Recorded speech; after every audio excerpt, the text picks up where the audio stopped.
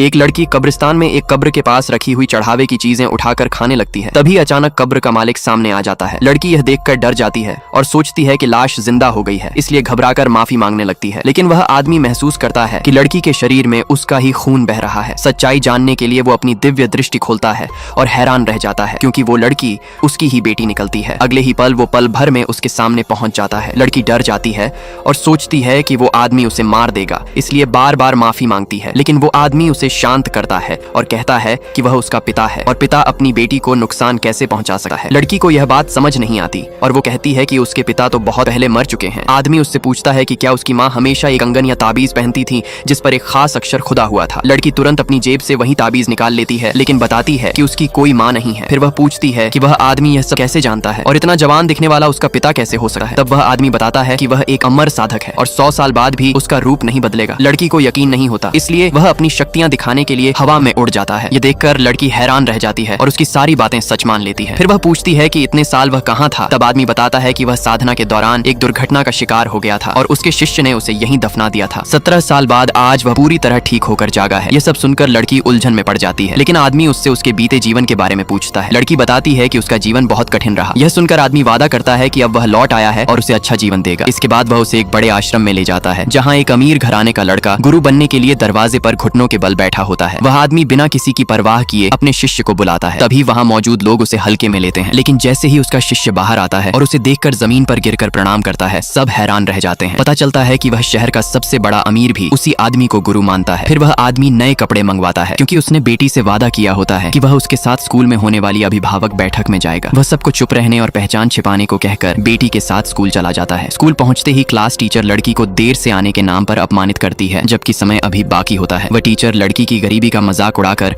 उसे स्कूल से निकालने की धमकी देती है, लेकिन पिता चुप नहीं रहता और प्रिंसिपल को बुलाने को कहता है। टीचर गुस्से में आकर उस पर हाथ उठाने जाती है, लेकिन एक ही वार में जमीन पर गिर जाती है। इसके बाद वह अपने पति को बुलाती है और भी घमंडी हो जाती है, क्योंकि उसका पति एक बड़े घराने से जुड़ा होता है। कुछ देर बाद उसका पति वहां पहुंचता है और खुलेआम धमकी देता है कि जिसने उसकी पत्नी को छुआ है उसका सब कुछ खत्म कर देगा। तभी कहानी एक नए मोड़ की ओर बढ़ जाती है।